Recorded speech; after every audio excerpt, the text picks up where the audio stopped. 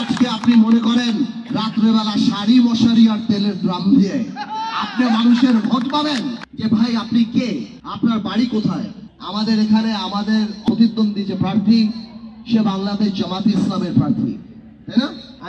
আমি নিশ্চিত আপনাদের কাছে, আমার ভাষান থেকে বিভিন্ন ভোটারদের কাছে, আমার ভাষান থেকে সাধারণ মানুষের কাছে জামাত ইসলামের প্রার্থী তার ভোট চেতে আসবে, ভোটের কথা বলবে।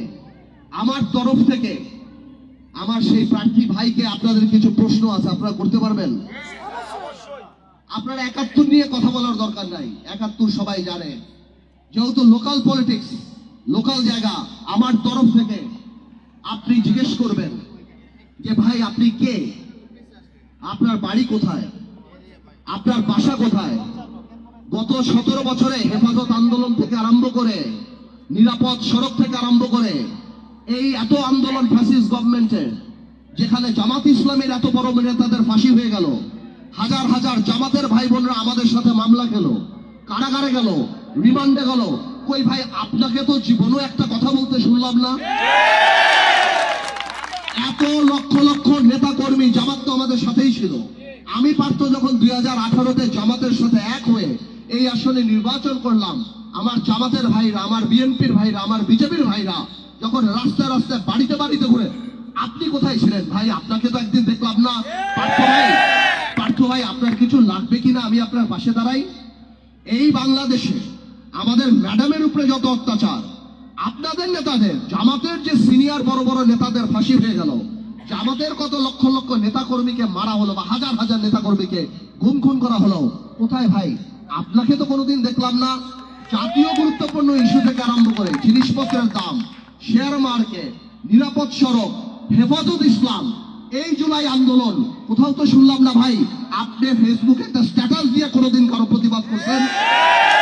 আজকে আপনি মনে করেন রাত্রেবেলা শাড়ি মশারি আর তেলের ড্রাম দিয়ে আপনি মানুষের ভোট পাবেন? ভাই আপনারা সঙ্গে বাস করেন। আপনারা আমার তরফ থেকে এই প্রশ্নগুলি আমার ভাষান থেকে মা বোন সহ সবার কাছে পৌঁছে দিয়েন।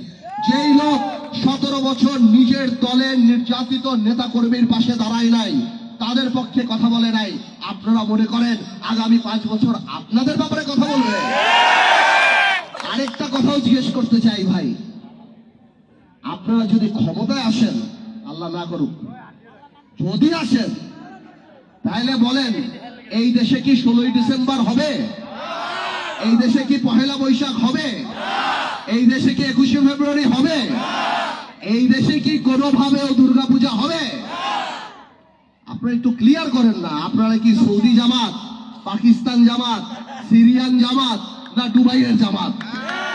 আমরা জানতে চাই আমাদের মা বোনেরা যে বিকালবেলায় হাঁটে, আমাদের যে সামাজিক কিছু টলারেন্স আছে, সহ্য ক্ষমতা, পাশের বাড়িতে গান বাজতেছে, একটা হলুদের অনুষ্ঠান, একটা এই একটা সেই, সেসব সামাজিক জিনিসপত্র কি আমরা করতে পারবো? এইগুলি একটু ভোটারদের জিজ্ঞেস করেন, যে এই প্রশ্নগুলি বিবেচনা করার পর আপনি ঠিক করেন আপনি কাকে ভোট দিবেন। জান্নাতের টিকিট বেচার দিন শেষ। তরুণদের বাংলাদেশ, আবেগ নয় বিবেক দিয়েই আমরা নেতা নির্বাচিত করবেন।